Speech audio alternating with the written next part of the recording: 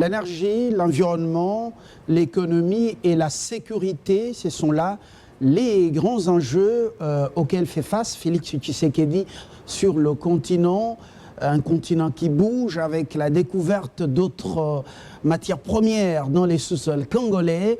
Eh bien, on l'a vu, on l'a entendu au sommet, plutôt au forum économique tenu à Kigali, au Rwanda. Le chef de l'État congolais a donné de la voix de la RDC sur ces principaux sujets. Nous allons en parler. Vous savez aussi l'actualité, c'est l'invitation du président Félix Tshisekedi aux États-Unis d'Amérique. Peut-on parler justement d'une nouvelle politique américaine dans les Grands Lacs ou tout simplement les appâts de Washington pour jouer sa carte concernant les matières premières, surtout stratégiques. Alors, toutes ces questions sur la table de ce grand plateau avec trois invités. Le premier, professeur Kamana, philosophe, il est avec nous. Il a voulu qu'on se limite à Kamana, il nous le dira pourquoi. Bienvenue, professeur. Merci. Freddy Moulumba, politologue, journaliste. Et puis, Guillaume Manjolo, Pépin, j'ai découvert l'autre prénom, écrivain, penseur. C'est pas dans votre carapace des politiques qu'on vous reçoit aujourd'hui sur ce plateau. Merci d'être venu. Merci. Vous voulez qu'on commence avec le tout premier qu'on reçoit sur ce plateau ou avec vous? Non, les philosophes, ce serait mieux. Alors, professeur Kamana, vous avez suivi la sortie du chef de l'État congolais. C'était parmi les hôtes de marque de ce forum de Kigali. D'abord, sur l'énergie, le Congo a beaucoup à donner avec son fleuve. Capter l'eau au niveau de l'embouchure et non au niveau de l'Ubangi. Comment avez-vous trouvé cette idée? Je suis d'abord étonné de voir que pour définir les grands enjeux de l'avenir du Congo, ce soit à Kigali que cela se fait et avec les lunettes plus africaines que congolaises, comme s'il y avait un cadre déjà tracé dans lequel on aimerait nous précipiter. J'aurais aimé que ces enjeux soient définis par nous, les Congolais, nous-mêmes, et je n'aurais pas parlé de l'eau, de l'énergie, j'aurais parlé de la matière grise avant tout. Et à partir de la capacité de la matière grise congolaise, regarder d'autres problèmes qui sont les nôtres. Mais comme le président a été entraîné dans ces débats et qu'il faut que nous réagissions, je pense qu'il faut réagir positivement en disant on nous indique là un point qui est important pour l'avenir de notre pays. Et sur ce point, il faut être d'accord. Parce que si vous regardez le débat sur l'eau, sur les 5 années qui viennent de se passer, vous remarquerez le déplacement d'accent. Avant, quand on parlait de l'eau, on parlait du côté de l'Ubangi et on est descendu à l'intérieur, même vers le fleuve Congo. Et maintenant, on est à l'embouchure. Ça veut dire qu'on a compris que ce n'est pas à partir à l'amont du problème, mais c'est plutôt vers l'embouchure qu'il faut regarder le problème de l'énergie au Congo. Ce qui nous permet maintenant de regarder ce que le barrage d'Inga devrait devenir, ce qui devait être depuis longtemps, depuis le temps de Mobutu. Nous avions misé énormément pour notre économie sur notre capacité à faire du barrage d'Inga le barrage de l'Afrique.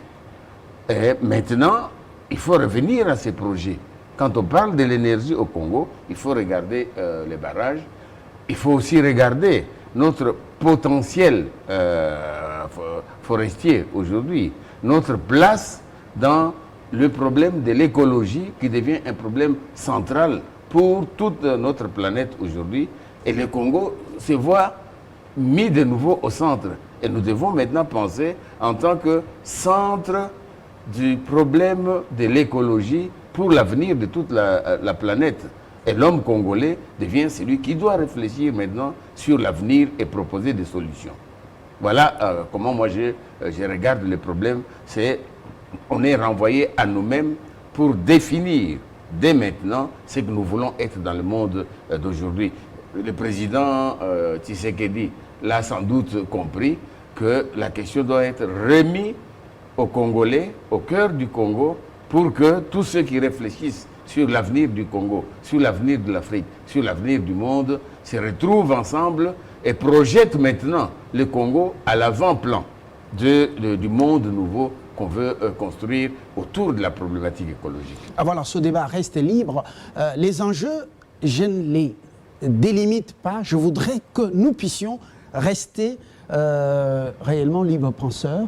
Guillaume Angiolo, le professeur Kamana, lance un autre enjeu sur ces tables, justement, à part ceux énumérés, c'est le problème de l'homme, la matière grise, qui est la première richesse nationale.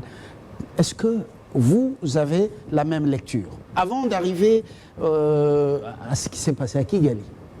Totalement. Le professeur a dit ce qu'il fallait dire, mais j'aurais été, je suis d'accord avec lui sur toute la première partie sur les savoirs. Pour moi, les savoirs, c'est primordial. Les savoirs, il y a deux éléments que j'ai retenus, dont je suis en partage avec lui. Et vraiment, c'est là-dessus que se focalise la réalité qui est la nôtre. Un, le savoir, et la position de la RDC, la définition de nos enjeux à nous d'abord, pas les enjeux du monde entier, de toute l'Afrique et tout ça, c'est autre chose. D'abord la RDC. D'où j'ai dit, si jamais on arrivait à nous appeler scandale de l'intelligence, ça m'arrangerait énormément, plutôt que scandale géologique. Parce que ce qu'on a dit là, au niveau de Kigali, c'était les scandales géologiques. La RDC doit venir nous apporter ses matières premières, son énergie, géologique, mais aussi hydraulique. Oui, mais tout ça participe au fait à ce que la nature nous a dotés. C'est-à-dire, on a un fleuve qui permet d'avoir l'énergie pour tout le monde. Toutes ces choses-là, c'est le fait de la nature simplement. J'aurais souhaité qu'on puisse être appelé scandale de l'intelligence, comme le Japon. Est-ce qu'on peut se comparer au Japon avec tout ce qu'ils ont, tout ce que nous on a comme potentiel, sans intelligence? Non, malheureusement. Voyez-vous, c'est là où le professeur a marqué les premiers points. Pourquoi vous remettez en cause cette intelligence congolaise? Pourtant, vous êtes très nombreux sous d'autres cieux qui excellez, même si les chroniqueurs de musique ne vous font pas sortir de l'inconnu ou bien de votre sphère. On a plus vanté les musiciens et d'autres combattants. Parce que l'intelligence n'a pas encore été institutionnalisée. C'est ça le problème. Les problèmes du Congo se situent à ce niveau-là, pas à un autre niveau. Ce n'est pas normal que le monsieur qui est en face de nous aujourd'hui, qui est la RDC regarde sur ces plateaux, Kamana, qui est à la hauteur des Camus ou des Heidegger, pour parler à cette hauteur-là, je dirais plutôt Heidegger, n'ait pas d'aura dans cette République. Ne vende pas 2-3 millions de livres par an. Ce n'est pas normal, ce qui fait qu'on n'a pas institutionnalisé l'intelligence, parce qu'il est là, il peut nous donner les enjeux internationaux, nous indiquer les voies à suivre, comme Quintilien disait, dans chaque salon de chaque Romain qui avait les moyens, il y avait toujours un philosophe à côté. Et aujourd'hui, on voit ça. L'aura que tire un jeune homme comme Macron, c'est quoi? Il a été l'assistant de Paul Ricoeur. C'est une aura extraordinaire. Vous vous imaginez? Et nous, on n'a pas encore compris ça. On est dans les trocs, mais on a de l'énergie ici, il faut vendre aux gens. Mais non, ce n'est pas comme ça que ça fonctionne. Nous mettons les choses en désordre, prenons-les en ordre. C'est pour ça, lancé par les profs, j'entérine, j'ai dit, sortons du dank verbot, comme disait l'autre ami Zizek. On sait ce qu'il faut faire, mais on se refuse de le faire parce qu'on n'a pas envie de faire mal, parce qu'on a envie d'être dans une politique convenable pour qu'on puisse être applaudi ou applaudir ceux qui sont devant nous sans pourtant leur apporter les solutions. Ah, une précision détail. On doit canaliser l'intelligence ou on doit l'institutionnaliser? On doit l'institutionnaliser. Ces pays ne peuvent pas fonctionner autrement que par l'institutionnalisation du savoir. Parce que qui dit institutionnaliser dit mettre les moyens nécessaires pour permettre à ce que ça puisse produire. Il produit de l'intelligence, il faut de l'argent. Cet argent doit être imaginé, il faut qu'on trouve ça dans les circuits de l'État. Comment est-ce qu'on fait pour amener cet argent, plutôt que pour l'amusement, et pour l'intelligence? Il faut mettre à sa disposition, comme on fait dans tous les laboratoires de l'intelligence à travers le monde, on y injecte des sommes énormes, en milliards. Quand vous avez investi 2-3 milliards dans l'intelligence, les années d'après, vous produisez des centaines de milliards. C'est ça l'intérêt. Il faut institutionnaliser parce qu'on ne peut pas privatiser, ce n'est pas possible. Ce n'est pas les privés seuls, puisqu'il les fait en privé, je le fais en privé. Nous ne sommes même pas en mesure de produire nos propres livres et les mettre sur le marché. Vous imaginez? Freddy Mulumba, nous revenons justement à la mise au point faite par professeur Kamana tout à l'heure. Est-ce que le cadre, le forum économique de Kigali, c'est un cadre qui devait réellement, ou à travers lequel le président devait lancer ce débat, quand on voit que c'est Bolloré ou tant d'autres multinationales qui sont derrière ou qui sont dans l'organisation de ce forum? Oui, je pense qu'il faut aller au-delà de ce qu'on voit. Depuis que le président Tshisekedi est au pouvoir, ça ne fait pas plus de 3 mois. Donc il a fait trop de voyages. Je ne sais pas si vous avez remarqué. Le premier voyage, il a commencé par l'Angola. Après l'Angola, Kenya. Kenya, Brazzaville. Brazzaville, je pense qu'il est parti aussi en Éthiopie. À Addis Abeba, il est parti, je pense, en Namibie. Il a été à Nairobi, voilà la liste. Donc il a fait beaucoup de voyages. Ça signifie que nous, on a tendance à oublier. Ces pays, on avait pensé que ça allait tomber dans un chaos. On avait prédit, après l'élection, il y aura le chaos. Les ennemis du Congo avaient déjà concocté tout un plan pour que le Congo implose. Donc quand vous voyez le président Tshisekedi se déplacer aussi, c'est une hypothèse, c'est pour déjouer tous les pièges qui ont été mis en place. On a toujours tendance à oublier. À Kinshasa, nous traversons ce que j'ai appelé des mutations sans précédent. Mutation sur le plan civilisationnel, mutation sur le plan géopolitique, et mutation sur le plan du capitalisme. Donc tant qu'on n'a pas compris ces mutations, on ne sait pas se préparer pour pour être debout, on va nous faire esclaves. Donc aujourd'hui, le travail à faire chez nous, dans les médias, savoir un débat des gens qui pensent la société, qui pensent l'avenir, qui pensent le monde. Le Congo, depuis 1885, depuis l'esclavage, a été victime de tout ce qui se passe dans le monde. Donc la première chose à faire aujourd'hui dans notre pays, une question apparaît, c'est faire appel à des spécialistes pour parler. Vous parlez de Kigali, c'est vrai. On a parlé de la question de l'eau de Ubangi. Je pense que le président Tshisekedi en a parlé. Il a dit on ne peut pas prendre l'eau à part d'Ubangi, ce n'est pas possible. Il faut aller vers l'Embouchure. Un refus qu'avait également, un refus qui a été également noté dans le chef de Joseph Kabila, oui, qui ne voulait pas qu'on prenne de l'eau, même pas des forces de l'Ubangi. Ça signifie quoi? Oui. Les gens, tous ces gens qui, c'est pas eux qui parlent, sont des multinationales. Qu'au cas où on ne prend pas de l'eau, on va faire la guerre. Donc il faut qu'on se mette en tête, on a trop de richesses. Nous devons nous préparer pour nous défendre. On ne fait rien, on va prendre ces richesses gratuitement. Et ceux qui veulent prendre l'eau, ce n'est pas pour les Africains, c'est pour le business, l'industrie. Donc on va faire des plantations, faire des élevages, et l'eau va passer par là. Est-ce que l'heure n'est pas venue pour exporter notre eau et nous faire aussi des milliards, comme on en voit entre le Singapour et ses voisins? Non, je pense qu'il y a quand même des études qui ont été faites par les spécialistes. C'est impossible. Vous avez les barrages d'Inga. S'il n'y a pas assez d'eau, ça ne va pas fonctionner. Bon, c'est grâce à ces barrages que toute l'Afrique peut être électrifiée. Et grâce à l'électricité qu'on peut industrialiser l'Afrique. Donc c'est capital pour toute l'Afrique. Donc voici tout simplement vendre l'eau aux multinationales, c'est l'erreur. Donc il faut qu'il y ait des débats publics, qu'on fasse appel à l'intelligence. Et vous allez voir tous les pays, toutes les civilisations qui ont dominé ce monde, c'est grâce à l'intelligence. Donc il faudrait aussi qu'on profite de ces changements de régime, qu'on fasse appel à nos meilleures élites qui sont capables de défendre les intérêts du Congo et de défendre les intérêts de l'Afrique. Professeur Kamana, les chantiers sont nombreux, importants. Le politique, est-ce que vous avez l'impression que ce soit celui sous Mzee, Mobutu, Mzee et puis Joseph Kabila et aujourd'hui Félix Tshisekedi, est-ce que le politique fait appel aux penseurs et aux scientifiques? Je ne poserai pas la question en termes d'évaluation de ce qui a été fait ou de ce qui n'a pas été fait.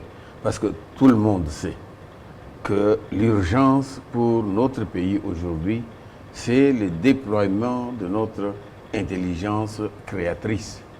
Et qu'il faudrait, par tous les moyens, conduire les forces politiques à comprendre ce que les Chinois avaient compris au temps de Deng Xiaoping. Parce que Deng Xiaoping, quand il a voulu que la Chine s'élance sur la voie du leadership mondial, eh bien, il a créé l'Académie des sciences en Chine. Et l'Académie des sciences est devenue les lieux où tous ceux qui pouvaient libérer l'imagination créatrice chinoise, qu'ils puissent proposer tous les projets, toutes les solutions possibles afin de faire de ces pays un grand pays dans le monde aujourd'hui. Où est l'Académie des sciences chez nous au Congo?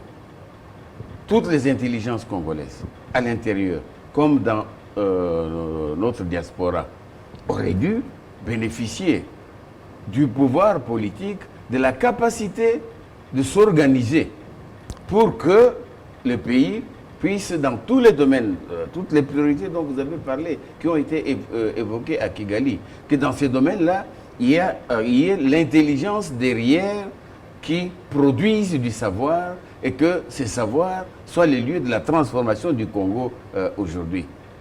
Depuis le temps de Matata Pogno, quand il était Premier ministre, vous n'imaginez pas combien d'efforts certains intellectuels de ce pays ont fourni pour que ceux qui pouvaient approcher le Premier ministre lui disent « Le Congo n'avancera pas s'il n'y a pas une académie des sciences pour la production de l'intelligence congolaise. » Il n'a jamais écouté.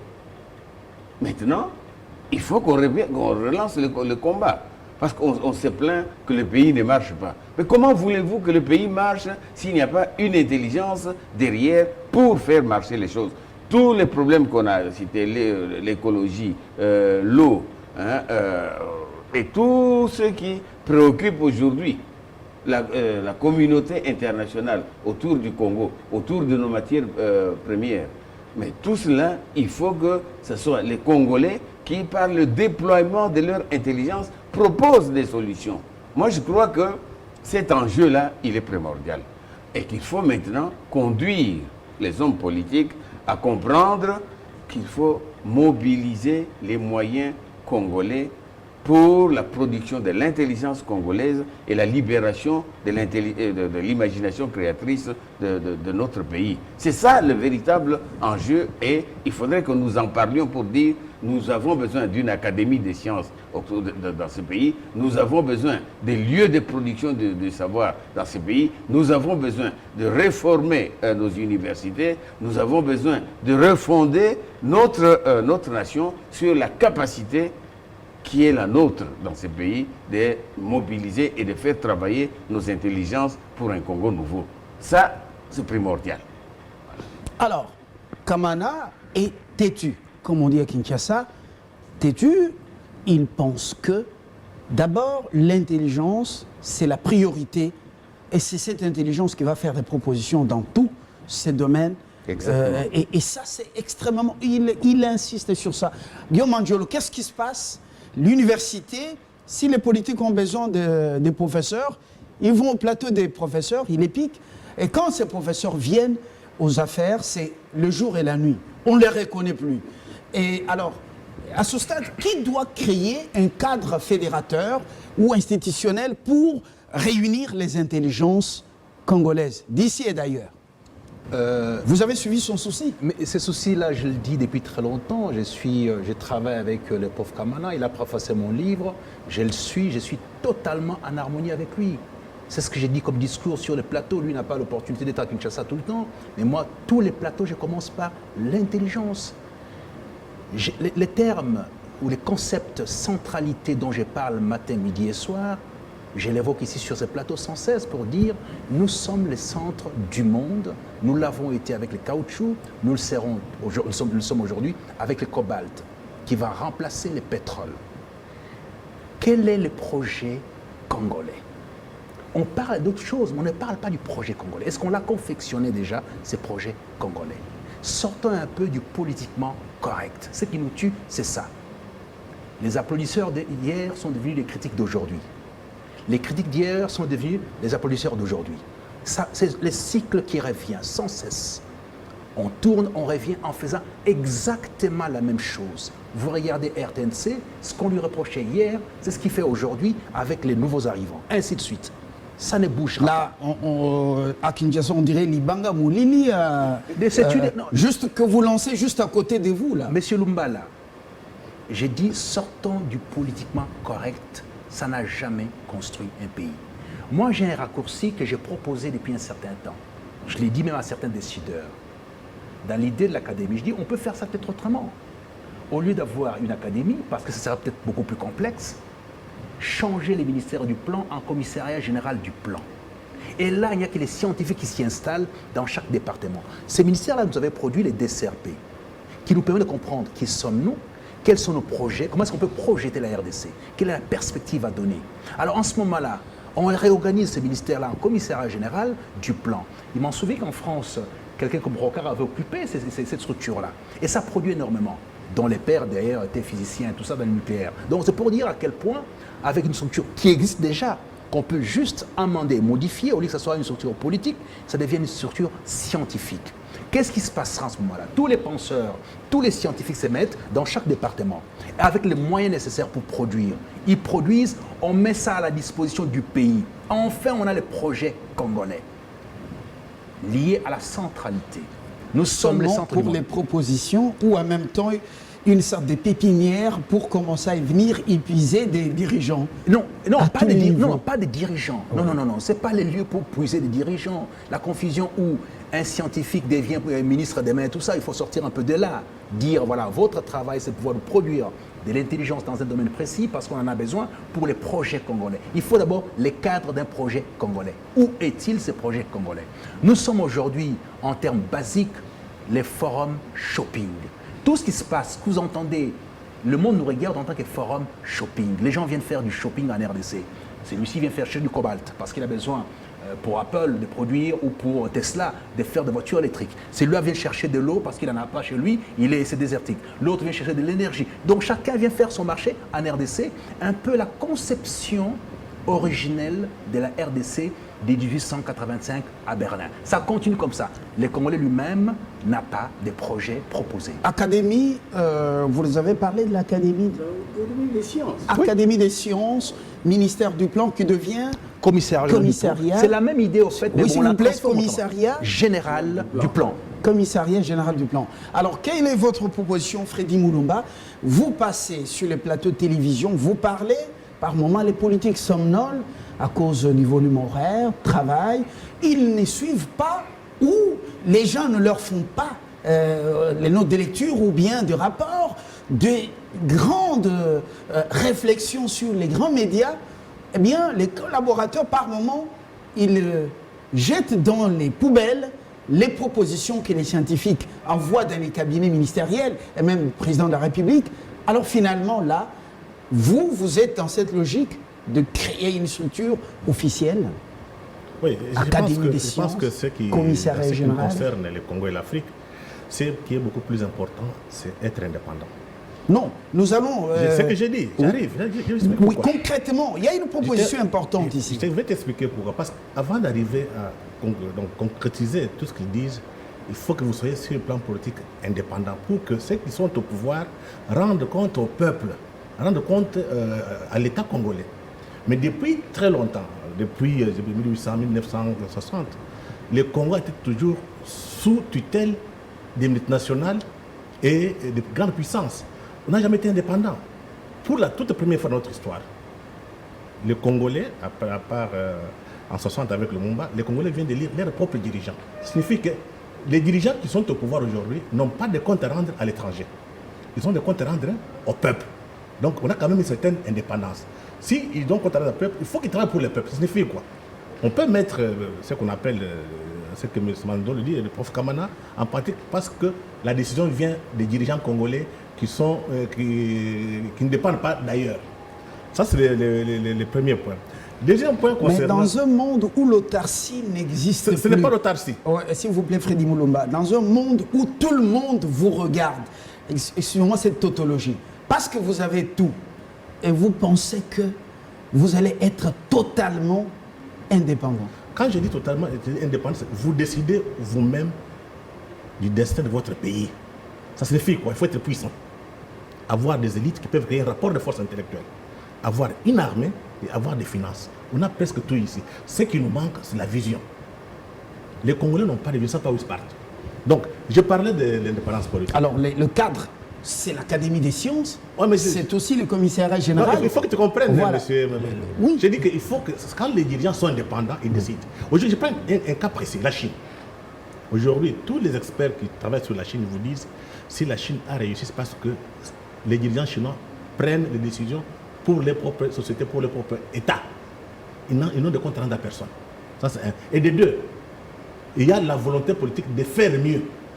Ils ont mis l'argent, ils ont sélectionné les meilleurs, ils ont fait appel à la science, aux nouvelles technologies. Voilà pourquoi la Chine est puissante. Aujourd'hui, la Chine est respectée par l'Amérique. Ce n'est pas la démocratie qui va vous donner la puissance. Très bien. Freddy Moulomba, on revient à vous peut-être pour un dernier tour de table. Professeur Kamana, nous évoluons. Le nouveau président, vous sentez qu'il est très côtoyé, hyper sollicité. C'est ça l'expression que je voulais utiliser. Les Japonais sont déjà venus par deux fois depuis son élection. L'année passée, on a été à Tokyo. Nous sommes sur la liste des 7 pays stratégiques sur le continent africain, prioritaire pour Tokyo. Et le secteur privé, qui est plus riche et plus influent, ce secteur privé est en train de venir pour notre coltan. Ils disent on a trop donné aux Chinois. Les Américains disent c'est un vent nouveau, il faut que les choses changent au Congo, il faut que le Congo soit prospère. Alors, qu'est-ce que vous pensez vous-même? Les voisins, vous voyez comment ils sont hyper excités. Alors, les appâts à Washington, les appâts ou la vraie volonté de voir le pays prendre de l'envol? Je pense que le président serait mieux conseillé de suivre son propre projet qui était le peuple d'abord, c'est-à-dire les intérêts du Congo dans la géopolitique mondiale. Se concentrer sur ses intérêts, trouver des solutions congolaises aux problèmes du Congo.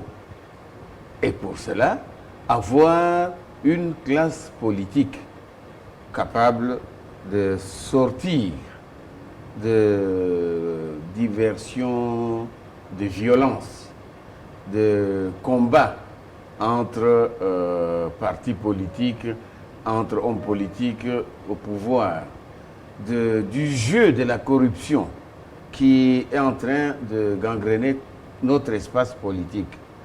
Nous concentrer sur ce que le peuple veut et avoir des solutions sur les problèmes qui sont les nôtres aujourd'hui. C'est que les Japonais, les Américains, tous les autres qui s'intéressent à nous, s'intéressent en fonction de leurs propres intérêts. Alors il faut que nous demandions, nous, quels sont nos intérêts? Comment allons-nous utiliser l'image que les autres ont de nous pour faire que nous puissions nous enrichir, grandir? Il faut alors que le chef de l'État comprenne qu'il a des cartes majeures à jouer dans le monde d'aujourd'hui. On comprend bien que à tous les niveaux, on sent que l'intelligence est au centre de tout. Alors, oui, le président doit donc avoir des gens capables aujourd'hui de produire l'intelligence pour des solutions congolaises. Est-ce qu'il le saura avec les alliances politiques? D'abord son premier allié, Vital Kamerhe et l'UNC. Et ensuite, voilà, soutien à Étienne, soutien à Félix. Et ensuite, cette nouvelle coalition. Est-ce qu'il aura les mains libres pour se choisir cette crème, cette intelligence qu'il y a autour de lui? Mais il a le pouvoir, ça veut dire qu'il a la capacité de choisir. Et la capacité de choisir, aujourd'hui, ça demande de sortir de la petite politique politicienne pour entrer dans la grande politique de la construction du pays. Il n'est pas obligé de concentrer sa politique sur les schémas traditionnels entre les partis politiques. Il faut créer de nouveaux lieux où les Congolais peuvent se rassembler et trouver des solutions. Il peut créer beaucoup de nouvelles institutions. Il n'a pas besoin de vieilles outres pour pouvoir lancer sa politique. Il faut maintenant l'encourager à chercher les vraies personnalités pour animer de nouveaux lieux de production de savoir et avoir des solutions qui viennent de là où on les attend le moins. Au lieu de se concentrer sur la classe politique actuelle, on a vu ce qu'elle vaut avec les élections sénatoriales. On a vu avec les élections... On risque d'avoir les mêmes, Mandiolo l'a déploré tout à l'heure, les mêmes griots, les mêmes troubadours, oui, mais alors il faut sortir, tout autour de soi. Il faut sortir de ça, créer autour de soi, pour le président de la République, des nouveaux lieux de production et de conseils et de savoir. On n'a pas besoin d'être vu à côté du président pour être influent auprès du président. On n'a pas besoin que le président crie sur tous les toits, voici ceux qui sont avec moi. Mais on a besoin du président qui place là où il faut des hommes capables de lui donner des orientations. Le projet congolais dont Manjolo parle, il faut qu'on le construise. On a les moyens de le construire, on a des partenaires prêts à travailler avec nous, mais il faut qu'on voit que les Congolais sont sérieux. Il ne faut pas qu'on se retrouve dans la situation du président Kabila qui en cherchait 15 donc des Congolais pour l'aider à construire le pays et qui n'y est pas arrivé et qui, à la fin de son règne, dit « Je regrette de ne pas avoir changé l'homme congolais ». Alors lançons-nous dans la capacité de changer dès maintenant l'homme congolais. Tshisekedi, il commence, alors qu'il commence avec des intelligences nouvelles. Et ça, c'est important pour nous actuellement. Merci, professeur Kamana. Alors, Guillaume, un peu de mots. Vous comprenez que l'enjeu principal et le plus important, c'est l'intelligence. Tout à fait. Je prends la fin de la phrase du prof. Le président Tshisekedi hérite du travail fait par le président Kabila, avec cette jonction sur « je n'ai pas pu changer l'homme congolais ». Donc c'est là où il devrait commencer. C'est d'investir dans les savoirs pour les changer. C'est là où il devrait commencer. Il y a des outils. Bon, là où je ne suis pas d'accord avec les profs, c'est dit les nouveaux lieux de la production du savoir. Il n'y a pas d'anciens lieux de la production du savoir. Ça n'a jamais existé. Donc on doit créer la production du savoir, les lieux de la production du savoir. Puisque l'ancien n'existait pas, n'a jamais existé. Donc il faut qu'on crée ces lieux de la production du savoir. Ça, c'est une chose. J'invite, puisque j'ai parlé ici, à la suite du professeur par rapport à l'Académie des sciences, j'ai parlé du commissaire général au plan, et j'ajoute la morphologie du ministère de la culture, auquel il faudra ajouter culture et identité nationale. On n'a pas de projet, c'est là-dessus aussi qu'on peut aller réfléchir comment ça doit fonctionner. Les ministères de la culture ne doivent pas être les syndicats des musiciens. La musique est très belle, elle est bonne, elle est nécessaire, mais doit être numéro 1. J'ai dit ici qu'il y avait l'art majeur, donc la pensée, suivi des arts moyens et des arts mineurs. La politique, par exemple, c'est l'art mineur, c'est l'application des autres arts. Mais il fait que bénéficier du matériau donné par Kamana, par Mugimbe, par Montesquieu, par Voltaire, par Hobbes, par Locke, bénéficier de tout ça pour mettre dans la cité, tout simplement. Ils ne produisent rien. Les politiciens n'ont pas de production personnelle. Ils appliquent la pensée des philosophes et des penseurs. C'est ça la grande différence. Voilà. Donc c'est les lieux qu'on doit créer qui n'existaient pas. Votre conclusion, du moins pour l'instant. Oui, je pense. toujours révolté. Non, vous savez, quand on est beaucoup informé, on est malheureux. Parce qu'on est conscient, nous sommes dans une situation très difficile. Les dames, quand vous circulez à Kinshasa, il n'y a pas d'urgence. Vous vous réveillez le matin, vous partez au boulot, le soir vous avez un sachet, vous achetez des piodis, les enfants mangent, le matin vous repartez. Un homme qui existe se pose la question du pourquoi. Voilà ce qu'il faut. Il faut faire appel à la philosophie. Malheureusement, nos débats sont au niveau du ventre et du bas-ventre. Donc, faisons appel à l'intelligence, je pense que ça marchera très bien. Et voilà, j'étais dans une cérémonie de vernissage de ce livre de Guillaume Mandiolo, la révolte métaphysique d'un jeune Congolais. Le professeur Kamana et les professeurs Elikem Bokolo ont déploré, vous-même, que tout se résume en termes de débat au-delà, en dessous du nombril. Alors, c'est le moment de revenir aux sources, comme le professeur Kamana qui garde son pied entre Paris et... Goma, voilà, Goma et Kinshasa, ça c'est très bien. Oui. Professeur Moudimbe, on a besoin de vous en ce cadre de réflexion. Ngal, Mouilapang, professeur Ngandou Kachama et Nzouj Madia, Kadima, Chimanga, ils sont très nombreux, très nombreux. Pour rejoindre cette classe de l'élite, le Congo est à nous et les solutions vont venir de nous dans une symbiose, mais au-delà de l'arbitraire qui a pris le dessus dans notre pays. Merci à vous d'être venus, merci à vous de nous avoir suivis. Très bonne suite de programme.